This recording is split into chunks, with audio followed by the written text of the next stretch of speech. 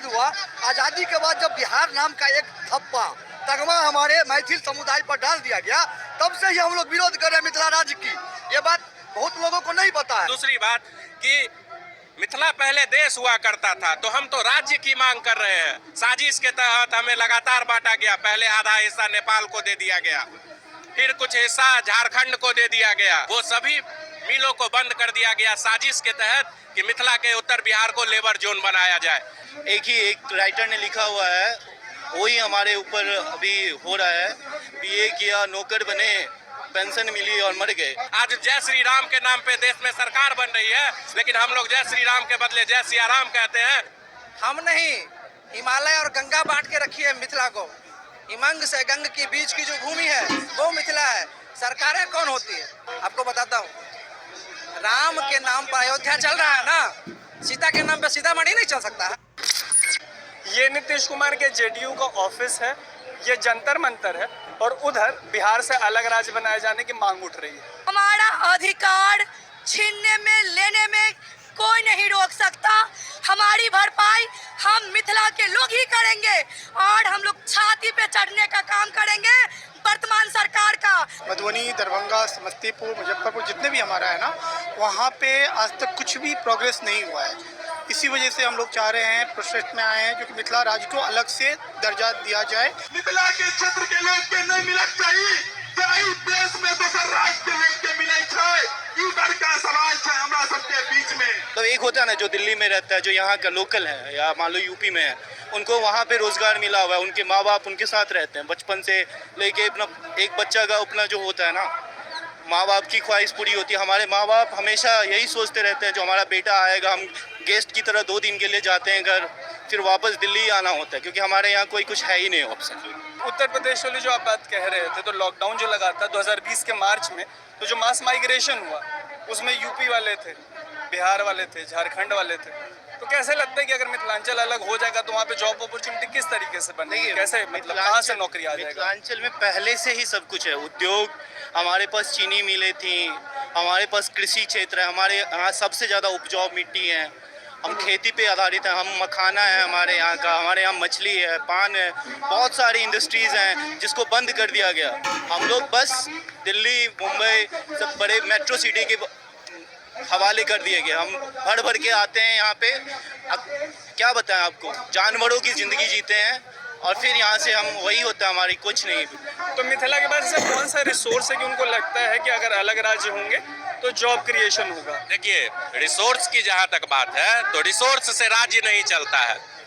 आपका अभी हमारा जो तुरंत राज्य अलग हुआ है तेलंगाना, उनके पास क्या रिसोर्स था? कुछ नहीं था। लेकिन मैं तेलंगाना की बात नहीं करूंगा, मैं मिथिला की बात करूंगा। हमारे पास पानी है, हम बिजली उत्पादन कर सकते हैं। हम किसानों को, मिथिला में पहले मिथिला का चीनी एक्सपोर्ट होता था विदेशों में, विश्व में सबसे अच्छा रैयाम चीनी मिल, सकड़ी चीनी मिल का चीनी होता था। लेकिन आज की परिस्थिति क्या है? आज की परिस्थिति ये है कि हम अन्य जगहों पर चीनी मिलों पर काम करने को तैयार है। आज जय श्री राम के नाम पे देश में सरकार बन रही है, लेकिन हम लोग जय श्री राम के बदले जय सिया राम कहते हैं।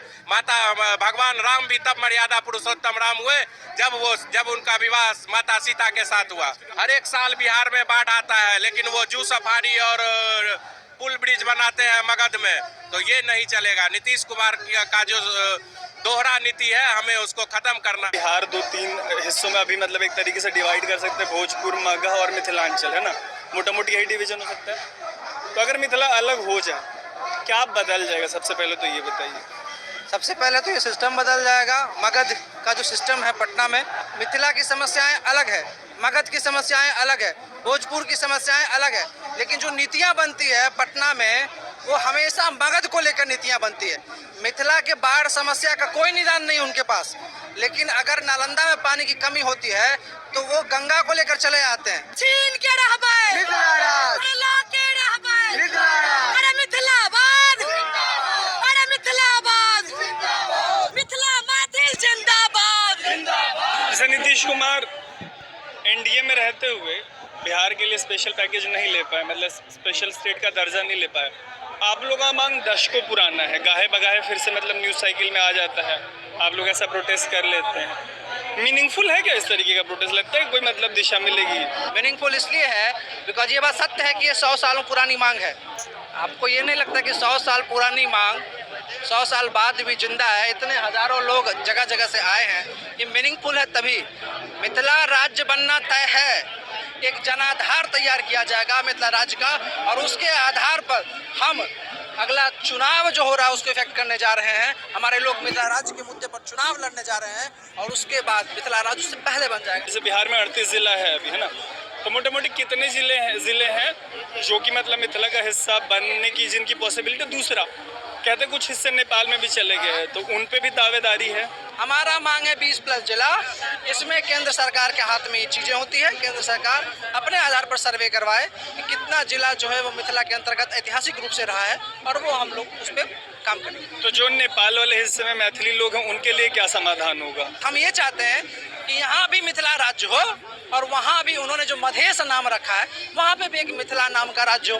इस बार भी मिथिला, उस बार भी मिथिला। 4 स्टेट्स बने, उस पर पर्टिकुलर रीजन से, वो बंगाल हो, उड़ीसा हो, बिहार हो, झारखंड हो, कोई भी सक्सेसफुल स्टेट नहीं है। आप लोग अगर 20 जिलों का एक राज्य मिल जाता है, आप लोग कैसे सक्सेसफुल होंगे? एक सवाल ये हो सकता है जो भी इस डिमांड को देख रहा हो उसका।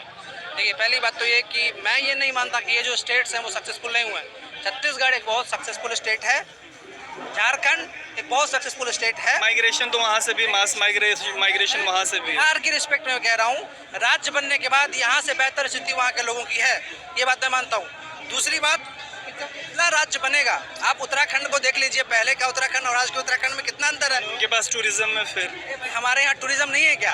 आपको बताता हूँ, राम के नाम पर अयोध्या चल रहा है ना, सीता के नाम पे सीतामढ़ी नहीं चल सकता है। जैसे नेताओं का जो चेहरा वो तो यही लोगों का रह जाएगा ना, और पॉलिटिकल पार्टियां यही रह जाएंगी। इस आंदोलन से नेता पैदा नहीं होगा, इस आंदोलन से नेता पैदा नहीं होगा, ये लोग लीड करेंगे।